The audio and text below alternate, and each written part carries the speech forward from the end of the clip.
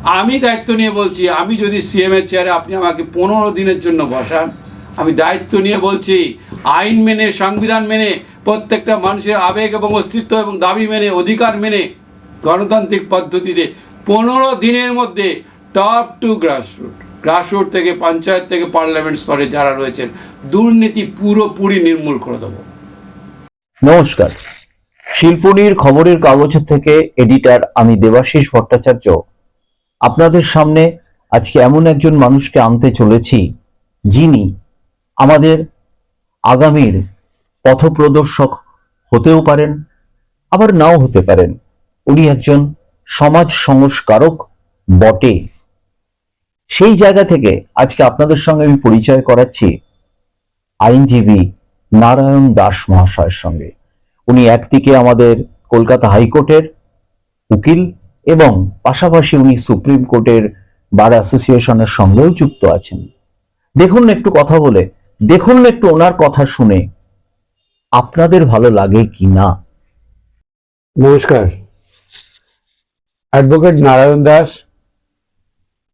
আমি আমার সম্পর্কে যে পরিচয়টি রাখি, এই পশ্চিমবঙ্গের শত শত হাই স্কুলের শিক্ষক শিক্ষিকা এবং কলেজ বিশ্ববিদ্যালয়ের গবেষকরা জানেন যে নারায়ণ দাস কেবলমাত্র সুপ্রিম কোর্টের আইনজীবী নন, তিনি একজন শিক্ষা অনুরাগী এবং তাদের অত্যন্ত সহায়ক বন্ধু।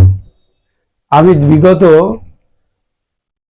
কয়েক বছর ধরে চেষ্টা করেছি সরকারি হাই স্কুলগুলোর সঙ্গে যুক্ত থেকে শিক্ষার্থীদের গুণগত মান বৃদ্ধি করা, বাংলা, ইংরেজি, হিন্দি ভাষা শিক্ষা, মানসিক বিকাশ করানোর জন্য যোগ প্রশিক্ষণ, ব্যক্তিগত সুরক্ষা নিশ্চিত করবার জন্য মানুষের কথা ফাউন্ডেশনের মধ্য দিয়ে নিয়মিত ক্যারাটে প্রশিক্ষণ। আর ছিল গুরুত্বপূর্ণ, শিক্ষার্থীদের পাশাপাশি অভিভাবকদেরকেও স্বনির্ভর করবার জন্য, দারিদ্রতা থেকে মুক্ত করবার জন্য ছিল বিভিন্ন রকমের স্বনির্ভর কর্মসূচি। এই কাজে সহযোগিতা যারা করেছেন তাদের কৃতজ্ঞতা ধন্যবাদ জানাচ্ছি, যারা অংশগ্রহণ করেছেন তাদেরকে ধন্যবাদ এবং অভিনন্দন জানাচ্ছি। আমরা অসংখ্য স্কুল কলেজে শনিবার, রবিবার, শুক্রবার কাজের সময়তে এবং ছুটির দিনগুলিতেও শিক্ষার্থীদেরকে পড়িয়েছি এবং ওদের পাশে দাঁড়ানোর চেষ্টা করেছি যে বড় হতে হবে। সুতরাং সকলে আমাকে শিক্ষক এবং আইনজীবী, একই সঙ্গে লেখক। আমার দুটি বই শিক্ষার্থীদের ওপর গবেষণা করে এই বইটি লিখেছি। এই বইয়ের মধ্যে দিয়ে যেটা প্রকাশ পেয়েছে, 3টি ভাষা শিক্ষা, পাশাপাশি নীতি শিক্ষা, সংবিধান শিক্ষা, ইতিহাস, ভূগোল, বিজ্ঞান এবং কাজের উপযোগী পরিবেশ সবকিছু এর ভেতরে রয়েছে। 1000-এর উপরে কনভারসেশন, 100-এর উপরে কন্টেন্ট এবং পৃথিবীর মধ্যে প্রথম বই আখ্যা পেয়েছে এবং সমস্ত বিশ্ববিদ্যালয়, কলেজ এবং শতাধিক হাই স্কুলে এই বইটি ইতিমধ্যে স্থান লাভ করেছে। বহু স্কুলের সিলেবাসও নথিভুক্ত হয়েছে। ভারতের সংবিধানকে কবিতার ছন্দে প্রকাশ করা, কল্যাণী বিশ্ববিদ্যালয় থেকে এটি প্রথম উদ্বোধন হয় এবং বর্তমানে প্রায় পশ্চিমবঙ্গের সমস্ত বিশ্ববিদ্যালয়ে এই বইটি রয়েছে। বইগুলো আমার কাছে খুব গুরুত্বপূর্ণ এই কারণেই, কারণ আমি মনে করি মানুষকে বড় করার, বড় হওয়ার এবং বড় হয়ে বেঁচে থাকার একমাত্র রাস্তা হলো বই এবং উপযুক্ত জ্ঞান। সেই কালচার, সেই সংস্কৃতি ফিরিয়ে আনার জন্য আমার লড়াই। শিক্ষার্থীদের পাশে রয়েছি এবং খুব ভালোবেসে তাদের সঙ্গে থেকে এই কাজ করে চলেছি। আমি সমাজ সংস্কারক সেই অর্থে নই। আমি চাই যে শিক্ষা, স্বাস্থ্য, সুরক্ষা এবং কর্মসংস্থান প্রত্যেকটা শিশুর মৌলিক অধিকার এবং সেই অধিকার বাস্তবায়িত হোক। এটুকুই বলবো। ধন্যবাদ। প্রথম প্রশ্ন হচ্ছে, আচ্ছা আপনি তো আইনজীবী, আইনজীবীর চোখ দিয়ে আপনি সমাজকে দেখেন নোংরা, ভালো, সমস্ত রকমভাবে, গ্রামগঞ্জ, শহর, রাস্তা, সমস্ত কিছু আপনার চোখে। প্রথমে একটু ব্যাখ্যা করতে পারবেন যে আপনি সমাজকে এতদিন যাবৎ কিভাবে দেখলেন? একটু যদি আমাদেরকে সূত্রটা দেন। ধন্যবাদ। প্রথমে মনে রাখতে হবে, একটা মানুষ যখন জন্ম নেয় তখন তার প্রথম পরিচয় সে কারো না কারোর সন্তান। নামকরণ হওয়ার সূত্র থেকেই সে বেড়ে ওঠে পিতামাতার আশ্রয়, অথবা অনাথ হলে সরকারি কোনো বা এনজিওর কোনো হোমের মধ্য দিয়ে। তো মানুষটার প্রথম দাবি হলো সুস্থভাবে সঠিকভাবে বাঁচার যাবতীয় অধিকার রাষ্ট্র আমাদের দিতে বাধ্য। যেমন প্রকৃতি থেকে আমরা পাই হাওয়া, বাতাস, অক্সিজেন, আলো, সেরকম রাষ্ট্র থেকে আমাদেরকে রাষ্ট্র সংবিধান অনুযায়ী দিতে বাধ্য। সেটা হলো সুরক্ষা, খাদ্য, বস্ত্র, বাসস্থান এবং নিরাপত্তাকে নিশ্চিত করতে হবে। একটি শিশুকে আমি দেখেছি কত অসহায়, শুধু একটি শিশুই নয়, এই গ্রাম বাংলার 95% থেকে 99% শিশুরা, শিশু বলতে আইনের খাতায় যাদের বয়স 1 দিন থেকে 18 কম, তো একদিন যারা তারা স্কুলে যায় না, এখন 3 বছর 2.5 বছর হয়ে গেলে স্কুলে যায়, যদিও সেটা প্রাইভেট স্কুলগুলিতে। সরকারি স্কুলের নিয়ম হয়েছে 6 বছর প্লাস হলেই তারা আপনার স্কুলে যাবে। তো 6 বছর থেকে যাদের বয়স 18 কম, এরকম লক্ষ লক্ষ শিক্ষার্থী, প্রায় 150-র উপরে হাই স্কুলে আমি সারা পশ্চিমবঙ্গ ঘুরে দেখেছি তারা প্রথমত পাচ্ছে না উপযুক্ত শিক্ষা। একটা মানুষকে মানুষ হতে হয়, সভ্য হওয়ার জন্য, উন্নত হওয়ার জন্য এবং প্রকৃতপক্ষে একজন দক্ষ এবং সুনাগরিক হওয়ার জন্য তার দরকার উপযুক্ত শিক্ষা। সেই শিক্ষা দিতে কেন্দ্র এবং রাজ্য সরকার এবং স্থানীয় পঞ্চায়েত থেকে পৌরসভা থেকে সকলে এই কাজে সহযোগিতা করতে বাধ্য। কিন্তু কোথায় পাচ্ছে? কোটি কোটি টাকা খরচ করে যাদের পয়সা আছে। একটা উদাহরণ দিতে বাধ্য হচ্ছি, শিক্ষকরাই নিজেদের সন্তানকে নিজেদের স্কুলে পড়ায় না। তাদের পরিকাঠামো এত নিম্নমানের, তাদের সিলেবাস এত পুরাতন, সময়োপযোগী নয়, তাদের পড়ানোর পদ্ধতি এবং পড়ানোর যে গুণগত মান সেটাও বলতে বাধ্য হচ্ছে অত্যন্ত নিম্নমানের, যা কিনা শিক্ষার্থীদেরকে কাজ পাওয়ার জন্য, সুস্থভাবে বাঁচার জন্য জাতীয় এবং আন্তর্জাতিক স্তরের যোগ্যতাকে অর্জন করবার জন্য কোনো সুস্থ এবং সঠিক পরিবেশ নেই। আপনি কি মনে করেন যে সমাজকে সংস্কার করা বা সমাজকে শোধরানোর জন্য রাজনৈতিক কোনো ব্যক্তিত্ব বা রাজনৈতিক কোনো প্ল্যাটফর্মের প্রয়োজন আছে? আমি প্রশ্নটা উত্তর দেওয়ার আগে আরেকটু ফেরত যাচ্ছি, যে কথা আপনি থামাচ্ছিলেন আমাকে, যে শুধু শিক্ষা দিলেই হবে না। কেন্দ্রীয় শিক্ষামন্ত্রী কেন্দ্রীয় সংসদ ভবনে দাঁড়িয়ে বলছেন যে 4,000 কোটি টাকা মিড ডে মিল ওই অসহায় গরিব শিশুদের যারা কিনা পড়তে আসে খাবার লোভে বা খাবার প্রয়োজনে, সেই টাকাটা পর্যন্ত চুরি করছে স্কুল পরিচালন কমিটি অথবা শিক্ষক সমিতি একাংশ অথবা রাজনৈতিক শিবিরের সঙ্গে সংযুক্ত আমলা শিবিরের অধিকাংশ। তারা তাদের খাদ্যদ্রব্য লুট করছে এবং তাদেরকে যে পরিমাণ বা যে গুণগত মানের খাবার দেওয়া হচ্ছে সেটাতে তাদের পুষ্টি দূরীকরণ হচ্ছে না।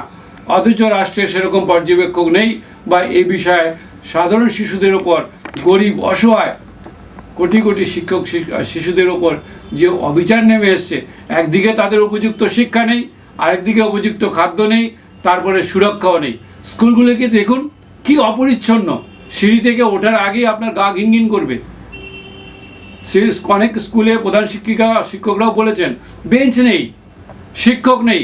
আর বহু স্কুলে দেখেছি 8,000 উপরে স্কুল, যেখানে 1 থেকে 30 জন শিক্ষার্থী। শিক্ষকরা কোথায় যাচ্ছেন? সেই শিক্ষকদের মাইনে কেন হচ্ছে? কেন তাদেরকে বিআরএসি বা দেওয়া হচ্ছে না? কেন তাদেরকে অন্য কাজে বা নিযুক্ত করা হচ্ছে না? তারা বসে বসে মাইনে পাবেন, এইভাবে রাষ্ট্রীয় সম্পত্তি তো তারা তছনছ করতে পারেন না। এটা আমি বলবো প্রশাসনের চরম ব্যর্থতা। আমাদের রাজ্যের শিক্ষা ব্যবস্থা যে কী দৈন্যতা, কী ভয়ঙ্কর অবস্থা, এটা কিন্তু রাজ্য সরকারকে আমি শুধু দোষারোপ দিচ্ছি না, এর দায় আমাদের প্রত্যেকের। কারণ আমরা এটার উপরে সমালোচনা করছি, আঙুল তুলছি, কী করে তার সংস্কার হওয়া উচিত, কী করে তা অবশ্যই প্রত্যেকটা শিক্ষার্থী যাতে সম পরিমাণ এবং উন্নত মানের জাতীয় মানের শিক্ষা পায়, সেটা কিন্তু সংবিধানের নিয়ম মেনে বাধ্য করছি না। বাধ্য করার জন্য আমাদের সেই পরিকাঠামো নেই, কারণ উপযুক্ত রাজনৈতিক ব্যক্তিত্ব নেই, উপযুক্ত প্রশাসনিক ব্যক্তিত্বরা নেই যারা বিষয়টার উপরে নজরদারি করতে পারে এবং গুণগত মানের বৈচিত্র্যায়নের মধ্য দিয়ে সেটাকে বৈষম্য দূর করতে পারে। এবং দুর্নীতি রয়েছে রন্ধে রন্ধে। একটি তথ্য দিই যে 40,000-এর মতো গ্রাম রয়েছে পশ্চিমবঙ্গে এবং গত 15 বছরে 40,000 কোটি টাকার উপরে টাকা গ্রামের সড়ক উন্নয়নের জন্য ব্যবহৃত হয়েছে। কোথায় উন্নয়ন হয়েছে আমি নাম করে বলতে পারি।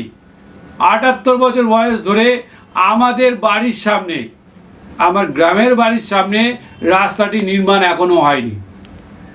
আমি নিজে ভুক্তভোগী। কোথায় আছেন আপনি? আমি একজন সুপ্রিম কোর্টের অ্যাডভোকেট হয়ে আমার নিজের পৈতৃক ভিটাতে রাস্তা নেই। পাকা রাস্তা তো দূরের কথা, কাঁচা রাস্তাটা বন্ধ, বেরোবার রাস্তা নেই। আপনারা দেখেন বর্ষার সময় কলা গাছের ভেলা তৈরি করে, নৌকো তৈরি করে, এবং মেদিনীপুর শুধু নয় বহু বিস্তীর্ণ অঞ্চল ধরে শিক্ষালয় পর্যন্ত ডুবে থাকে জলের নিচে। হচ্ছেটা কি? এর একটাই কারণ, দুর্নীতি। দুর্নীতি এক ভয়ঙ্কর ক্যান্সারের থেকে ভয়াবহ রূপ ধারণ করেছে। কে করছে এই দুর্নীতি? এই দুর্নীতিগ্রস্ত নেতারাই করছে, দুর্নীতিগ্রস্ত আমরাই করছে, দুর্নীতিগ্রস্ত শিক্ষকরাই করছে। তাহলে কি ভাবেন সমাজকে শুধরানোর জন্য রাজনৈতিক কোনো প্ল্যাটফর্মের দরকার আছে? অবশ্যই সমাজের সংশোধন তখনই সম্ভব। মনে রাখতে হবে, রাষ্ট্রীয় ব্যবস্থার সর্বময় কর্তৃত্ব এবং সর্বময় স্থান হলো রাজনৈতিক স্থান। রাজনৈতিক নেতৃত্বরাই, বিধায়ক এমপি থেকে তারা মন্ত্রী হন, তারাই আইন তৈরি করেন, আর সেই আইনকে কার্যকর করেন বা দেখভাল করেন আমাদের মহামান্য বিচারপতিরা। অর্থাৎ রাজনৈতিক নেতারা কাজের নিরিখে তাদেরও ঊর্ধ্বে। যিনি আইনটা তৈরি করছেন, তাহলে সেই ব্যক্তিটা যদি উপযুক্ত যোগ্য না হয়, যিনি আইনটা কার্যকর হচ্ছে কিনা দেখছেন, বিচারপতিদের যোগ্যতা নিয়ে আমার কিছু বলার নেই। কিন্তু বিচারপতিদের ওপর যে চাপ তৈরি হচ্ছে, যে প্রেশার তৈরি হচ্ছে, যে পাহাড় মামলার তৈরি হচ্ছে, পর্বত তৈরি হচ্ছে, সেটা কিন্তু দূর হবে তখনই যখন যোগ্য প্রশাসকরা, যোগ্য নেতৃত্বরা এগিয়ে আসবে। দুর্নীতি কম, ক্রাইম কম, দুর্নীতি কম, উন্নয়ন বেশি, দুর্নীতি কম, প্রত্যেকটা জনগণ সমানভাবে বেঁচে ওঠার সুযোগ পাবে। দুর্নীতি করার উদ্দেশ্য গরিবকে আরও গরিব করে রাখা, দুর্নীতি করার উদ্দেশ্য মুখে মিষ্টিতা আর ভেতরে ভয়ঙ্কর বিষ বপন করা। আপনাকে আমি এই প্রসঙ্গে একটা কথা জিজ্ঞেস করব। যে প্রশ্নটা বাদ গেছে মাঝখানে, রাজনৈতিক প্ল্যাটফর্ম কি প্রয়োজন? রাজনীতিতে আসাটা কি খুব জরুরি? আমি ব্যক্তিগতভাবে প্রায় 150-র ওপর প্রধান শিক্ষক এবং 100-র ওপর প্রিন্সিপাল সরকারি কলেজের বলছি, এবং বহু উপাচার্যকে দেখেছি কাছাকাছি কথা বলে। তারা অত্যন্ত যোগ্যতম মানুষ, বহু শিক্ষক কিন্তু ভালো মানুষ এবং যোগ্য মানুষ। তারা অসহায়। পরিচালন কমিটিতে যিনি প্রেসিডেন্ট তিনি মূর্খ, তিনি ক্রিমিনাল, তার সামাজিক কোনো অবদান নেই, শিক্ষা সম্পর্কে তার কোনো জ্ঞান নেই, একটা গরু রচনা লেখার যোগ্যতা নেই। অনেক ক্ষেত্রে দেখেছি। তাকে স্কুল কলেজের অভিভাবক করে দেওয়া হচ্ছে, এবং সভাপতির সেক্রেটারি অর্থাৎ প্রধান শিক্ষক অসহায়। কারণ পরিচালন কমিটি, আমাদের প্রাক্তন শিক্ষামন্ত্রী এমন সর্বনাশ করে দিয়ে গেছেন, কোনো মনোনীত প্রার্থীও নেই, অর্থাৎ শিক্ষার্থীদের নিজস্ব কোনো লোকই নেই। রাজনৈতিক নিয়ন্ত্রণ এমনভাবে ঘিরে ফেলা হয়েছে, যেমন ক্যান্সার হলে কী হয়, ডাক্তারবাবুরা বলেন ক্যান্সার জীবাণু আগে থেকেই আমাদের ভেতরে থাকে। আমাদের জীবনশৈলীর তারতম্যের জন্য ক্যান্সারের জীবাণুটা বেড়ে ওঠে। যেমন যদি কেউ নিয়মিত অতিরিক্ত খাবার খায় বা অতিরিক্ত ঘুম অভাব হয়, তখন ক্যান্সারের কোষগুলো বেড়ে যায়। আর একটা কোষ যদি বেড়ে যায়, তখন কি করে আস্তে আস্তে আস্তে আস্তে সে প্রতিদিন বাড়তে বাড়তে সবাইকে খেয়ে ফেলে। তো একটা দুর্নীতিগ্রস্ত লোক যদি রাজনীতির মধ্যে থাকে, সে আস্তে আস্তে আস্তে আস্তে আস্তে আস্তে পুরো সমাজটাকেই খেয়ে ফেলবে। তো এখন একটা নয়, আমার মনে হয় খুঁজে পাওয়া খুব মুশকিল একজন সৎ এবং একনিষ্ঠ ব্যক্তিত্ব কোথায় রয়েছেন, যিনি নেতৃত্ব দিতে পারেন নেতাজির মতো, যিনি নেতৃত্ব নিতে পারেন ডক্টর বিধান রায়ের মতো, যিনি নেতৃত্ব বা ত্যাগ করতে পারেন আমাদের দেখিয়ে যাওয়া স্বর্ণযুগের রাজনীতিবিদদের মতো। আপনি কি রাজনীতিতে আসছেন? দেখুন, আমার রাজনীতিতে আসাটা খুব গুরুত্বপূর্ণ, সেটা কি না সেটা আমার শিক্ষার্থী, ছাত্রসম এবং যারা শিক্ষক শিক্ষিকা বা যারা সমাজের সাধারণ নাগরিক বা যারা রাজনীতিতে যুক্ত আছেন, তারা কতটা চাইবেন এবং কতটা সহ্য করবেন সেটার উপর নির্ভর করে। কারণ আমি এটুকুও জানি যে অনেক বিধায়ক থেকে, সাংসদ থেকে, মন্ত্রী এবং অনেক বড় পদে করলে তাহলে ব্যক্তিগত টার্গেট হয়ে যাবে, তার ডিগ্রি হয়েছে 10 পাস। সুতরাং সে চাইবে না একটা MA BEd বা MA LLB পাস করা কোনো শিক্ষিতকে তার ঘাড়ের উপরে নিঃশ্বাস ফেলতে। সমস্যাটা এই জায়গায় হয়েছে। আমি এটা নিয়ে একটা লেখা লিখেছি, সব উপাচার্যদেরকে পাঠিয়েছি। তারা বলছে ঠিকই তো, যোগ্যতম মানুষদের সিলেকশনের জন্য তারা পিছিয়ে রাখে, এবং যোগ্যতম মানুষেরা এলে তবে তো পরিষেবাটা পাবে। যে আসে লুট করতে, তাকে যদি আপনি রাজত্ব বা দায়িত্ব দেন, সে তো লুট করবেই। সুতরাং আপনারাই ঠিক করবেন। সমাজ যদি আপনাকে রাজনৈতিক প্ল্যাটফর্ম দিয়ে আপনাকে রাজনৈতিক স্বীকৃতি দেয় কোনো একটা দলের পক্ষে, আপনি কোন দলকে বেছে নেবেন? প্রসঙ্গত বলি যে দল বাঁচার ব্যাপারটা অবশ্যই নীতি আদর্শের সঙ্গে জড়িয়ে আছে, আমি এটা এখন বলতে চাইছি না।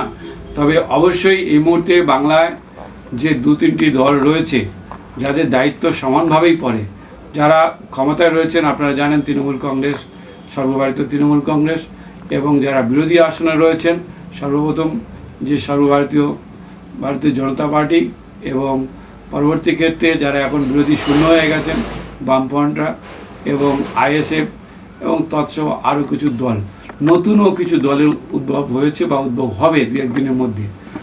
আমি বলবো রাজনীতি এমন একটা জিনিস হওয়া উচিত জনগণের কাছে যেন সব রকম সম্ভাবনা খোলা থাকে।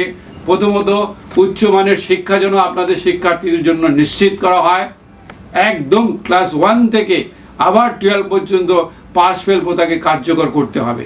পাস ফেল হলো এমন একটা জিনিস, পরীক্ষা না থাকলে তার গুণগত মান যাচাই করা যায় না। প্রত্যেকটা বৈজ্ঞানিক পদ্ধতিতে পরীক্ষা একটা গুরুত্বপূর্ণ পদ্ধতি। পরীক্ষা ছাড়া কোনো কিছু আবিষ্কারই হয় না। যাই বলুন, পরীক্ষা করেই সেটা আবিষ্কার হয় বা তার গুণগত মান নির্ণয় করা হয়। তো শিক্ষার্থীদের যদি পরীক্ষাই না হয়, মাধ্যমিক পাস করে যাচ্ছে, তার আগে একটা পরীক্ষা হচ্ছে না, সব তো মাধ্যমিকের নামটা শুধু লিখতে পারছে, ইংরেজি তো দূরের কথা, হিন্দি তো দূরের কথা। শিক্ষা হবে এমন কাজের উপযোগী, চরিত্র গঠনের সহায়ক, এবং আগামী দিনে বলিষ্ঠ নাগরিক হবেন। সেই শিক্ষা আমি রাজনীতিতে এলে বা যারা আমার মতাদর্শের সঙ্গে একমত তাদের কাছে আমি অ্যাপিল রাখবো, সর্বপ্রথম শিক্ষার্থীদেরকে গুণগত মানের কাজের উপযোগী শিক্ষা দিন, যেখানে চরিত্র এবং নিজের অস্তিত্ব রক্ষা করা যাবে। তাহলেই আমাদের দেশ এবং প্রদেশ আগামী দিনে প্রত্যেকটা নাগরিককে সুস্থ এবং সঠিকভাবে পরিচালিত করবে। সেকেন্ড কথা বলবো যে বেঁচে থাকার জন্য চিকিৎসা পরিষেবা খুব জরুরি। চিকিৎসা পরিষেবা কোথায় হয়েছে? শুধু বিল্ডিং হয়েছে, ব্লক স্তরে এখনও পর্যন্ত। বারুইপুর, আমার এখান থেকে কাছাকাছি, বারুইপুর স্টেট জেনারেল হসপিটালটা কত পুরাতন, এখনও সেখানে আইসিইউর ব্যবস্থা নেই। এখনও জরুরি কোনো রোগী এলে, আমি আমার নিজের মাকে নিয়ে গেছিলাম, ক্যান্সারে আক্রান্ত মানুষটি আস্তে আস্তে শ্বাসকষ্ট মারা যায়, বলছে আমাদের এখানে কোনো পরিষেবাই নেই। তারপরে যেতে যেতে অকাতরে মরে যাওয়ার মতো অবস্থা, বাধ্য হচ্ছি পয়সা খরচা করে নার্সিংহোমে। আচ্ছা, ধরুন বাংলার মানুষ আপনার হাতে রাজনৈতিক ব্যাটনটা তুলে দিল, কোনো একটা জায়গাকার বিধায়ক আপনাকে তৈরি করে দিল, বা ধরুন সিএম, মানুষ তো বা ধরুন সিএম তৈরি করে দিল, তখন আপনি আপনার প্রথম কাজ কি হবে? দেখুন, সিএম হওয়ার জন্য একটা সিস্টেম আছে। সিএম হওয়ার জন্য নির্বাচনে জয়ী হতে হয় 6 মাসের পরে।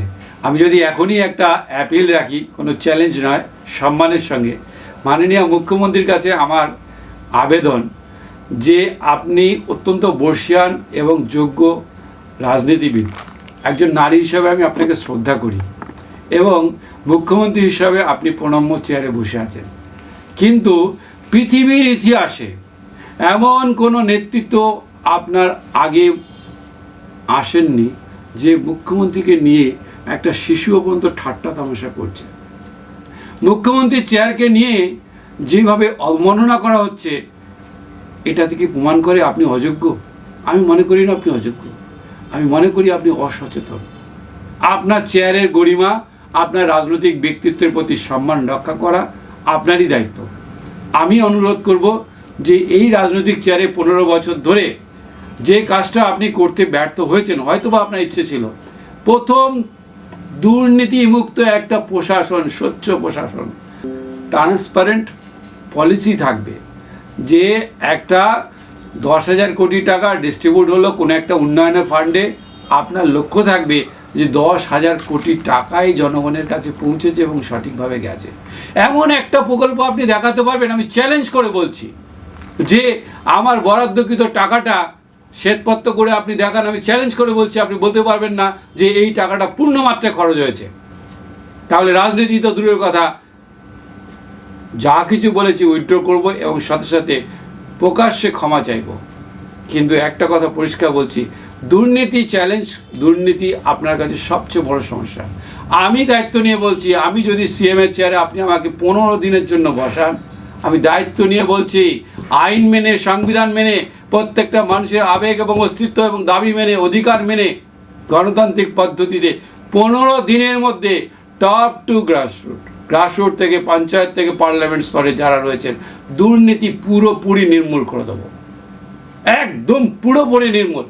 ক্যান্সারের ভয়াবহ রূপ নিলেও সেটা ক্যান্সার যেমন শেষ হয়ে যায় চিতায় তুলে দিলে আর মৃতদেহেও তার ক্যান্সার তখন কাজ করে না। তো সেরকম যারা দুর্নীতির একেবারে ভয়াবহ জায়গায় রয়েছে তাদেরকে আমি ঘাড় ধাক্কা দিয়ে সরিয়ে দেবো, সংস্কার কাকে বলে দেখিয়ে দেবো, একদম পত্রপাঠ বলছি, ঘাড় ধাক্কা দিয়ে সরিয়ে দিন।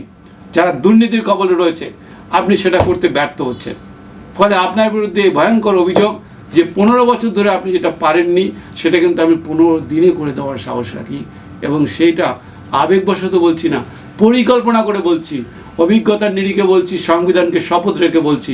সেটা কিন্তু বাংলার নাগরিক হিসাবে, একজন সাধারণ নাগরিক হিসাবে আমি দাবি করি, এই দাবিটা আমার একার নয়, প্রত্যেকটা নাগরিকের। সেকেন্ড যেটা খুব গুরুত্বপূর্ণ ইস্যু, বাংলার শিক্ষা ব্যবস্থাকে আপনি শ্মশানে পরিণত করেছেন। এই শিক্ষা ব্যবস্থার সংস্কার করুন। আপনি বাংলা মিডিয়াম থেকে পাশ করা MA LLB, আপনার ইংরেজি এবং হিন্দির গুণগত মান নিয়ে সবাই হাসি ঠাট্টা করছে। আইনজীবী হিসাবে আমি আপনার ভাবনা, দুঃখ, কষ্টটা বুঝতে পারছি। আপনি চেষ্টা করছেন, সাধারণ মানুষ, গ্রাম বাংলার মানুষ বুঝতে পারছে না যে সুপ্রিম কোর্টে আপনি একজন মুখ্যমন্ত্রীর চেয়ারে বসে থাকা আইনজীবী হয়েও কি হাসি ঠাট্টার তামাশার পাত্র হয়ে গেছেন। কারণ কি জানেন, আপনি নিজেও এই সমস্যার শিকার। বাংলা মিডিয়ামে উপযুক্ত শিক্ষা হয়নি, সে কারণে আপনি গোড়া থেকেই আপনারও ভিত তৈরি হয়নি, আমাদের অনেকেরই হয়নি। আজকে গিয়ে দেখুন, স্কুলে অধিকাংশ শিক্ষকরা ইংরেজি জানেন না, তো ইংরেজি কী শেখাবেন? আর ইংরেজি না জানলে আপনি বাঙালি হয়েও 80 বছরের স্বাধীনতার বয়সে এসে দাঁড়িয়ে আমাদের পশ্চিমবঙ্গের বাংলা সরকারি ভাষা কাগজে কলমে থাকা সত্ত্বেও ব্যাংকে গিয়ে কথা বলতে হয় হিন্দিতে, ইংরেজিতে, কোর্টে গিয়ে কথা বলতে হয় ইংরেজিতে। কিন্তু ভিন রাজ্যে গিয়ে দেখুন, প্রত্যেকটা রাজ্যে তার নিজস্ব ভাষাই, কোর্ট থেকে শুরু করে একদম পঞ্চায়েত স্তরে প্রত্যেকটা ভাষাই কাজ করে। যেমন হিন্দি ভাষাভাষীরা ঝাড়খণ্ড, বিহার, ইউপিতে যান, হাইকোর্টে পর্যন্ত হিন্দি কম্পালসারি, পরিষ্কার বলে দেয় হিন্দি आपको बोलना ही होगा, हमको अंग्रेजी नहीं आता है। তো আমরা বাংলা ভাষাভাষীরা ছেলেমেয়েরা দাবি করছি 10 মিনিট লাগে আপনি অ্যামেন্ডমেন্ট করুন যে ইংরেজি না জানলে চিফ সেক্রেটারি হন আর আপনার আত্মসহায়ক হন কিংবা তিনি অন্য কোনো সাংসদ হন, এখানে আমি টিকিট দেব না, এখানে আমি তাকে সেই পদে বহাল রাখবো না। বাংলাটাকে আপনি গুরুত্ব দিন, বাঙালিকে বাঁচিয়ে রাখুন, বাংলা ভাষাকে বাঁচিয়ে রাখুন। বাংলাকে আমরা আবার বলছি, একটা ছেলে মেয়ে MA BEd করার পরেও ডোমের চাকরিতে কেন পায় না জানেন? কারণ ও ইংরেজি জানে না, ওকে ইংরেজি শেখানোর ব্যবস্থা করা হয়নি। তাই অনুরোধ করব, আমি দায়িত্ব পেলে দ্বিতীয় যে কাজটা করব সেটা হলো প্রথমেই ক্লাস 1 থেকে একদম 10 পর্যন্ত ইংরেজি, বাংলা, হিন্দি 3 ভাষা শেখানোর পাশাপাশি সে পরিকাঠামো তৈরি করব। আর চিকিৎসা একটা খুব গুরুত্বপূর্ণ ব্যবস্থা, প্রত্যেকটা ব্লকে চিকিৎসালয়গুলোকে জাতীয় মানের করে তুলব, যাতে প্রত্যেকটা মানুষ তার গ্রামের মধ্যে, ব্লকের মধ্যে উন্নত মানের পরিষেবাগুলো পায়। পাশাপাশি কর্মসংস্থান খুব বড় চ্যালেঞ্জ। আমি বলতে পারি, আমরা যদি এই রকম ধরনের উন্নত মানের শিক্ষা প্রদান করি তাহলে আগামী 15 বছরের মধ্যে বেকারত্ব থেকে পশ্চিমবঙ্গই প্রথম রাজ্য হবে সম্পূর্ণ বেকারত্ব মুক্ত।